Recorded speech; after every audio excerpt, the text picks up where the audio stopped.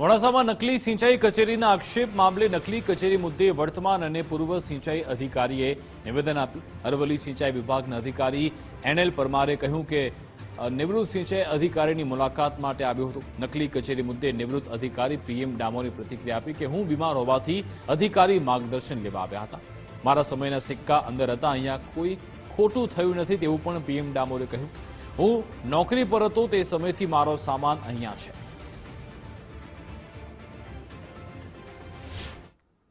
આજે ગરમી હતી તો ડામોર સાહેબની ઉંમર થયેલી છે તો આવી શક્યા નહીં, એટલા માટે મારા સામેથી એમનું ઘર ભાડાનું છે કે પોતાનું છે એ બધું મને ખ્યાલ નથી, પણ એ મકાનમાં મને જ્યાં બોલાયો તો હું આવ્યો હતો અને એ જવાબો અમે કરતા હતા સિમ્યુલેટી મોટી મોટી, અને 2 MBO છે એ MBO હું પોતે જ લાવ્યો હતો।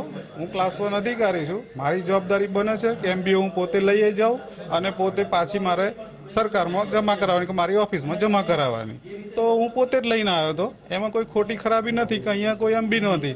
બાકીના કંઈ બધું રેકોર્ડ આડોડો લાવીને ટેબલ પર મૂક્યો છે એ તો ખબર નહીં કોણે મૂક્યા છે।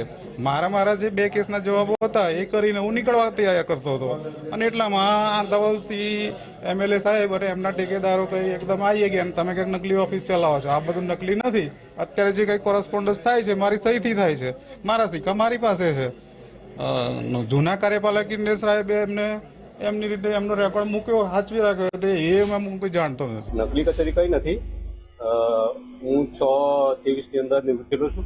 હાલ જે કાર્યપાલક ઇજનેર છે નવા છે, એમને 2 કેસ જૂના સિમ્યુલેટી અને મોટી મોટી એમના જવાબ સરકારશ્રીમાં કરવાના હતા, એટલે એ મારી પાસે જવાબ માટે એક જૂનો વ્યક્તિ છે એ રૂએ મારી જોડે આવ્યા હતા, તો એ જવાબ જ કરતા હતા અને ફાઇનલ સ્ટેજ હતો।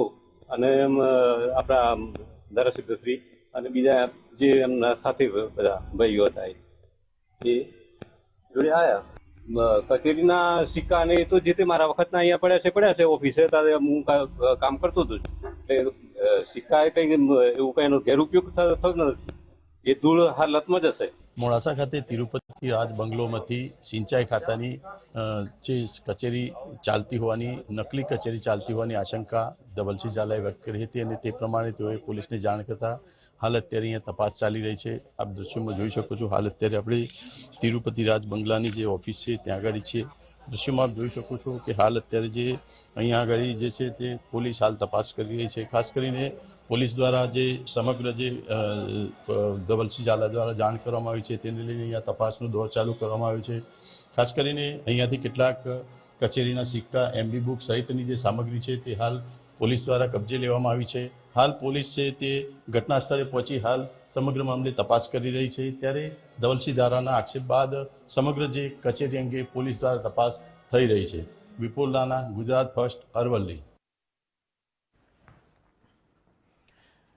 તો આ ઘટના બાદ અનેક સવાલ ઉભા થઈ રહ્યા છે। સૌથી પ્રથમ સવાલ એ છે કે શા માટે ખાનગી સ્થળે કચેરી ચાલતી હતી?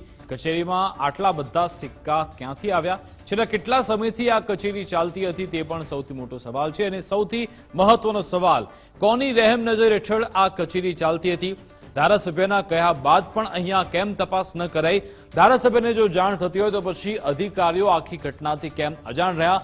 શું કોઈ અધિકારીની રહેમ નજર હેઠળ જ આ કચેરી ચાલતી હતી? તે સૌથી મોટો સવાલ છે। જો કે આ તમામ સવાલના જવાબ યોગ્ય તપાસ થાય તો જ મળશે।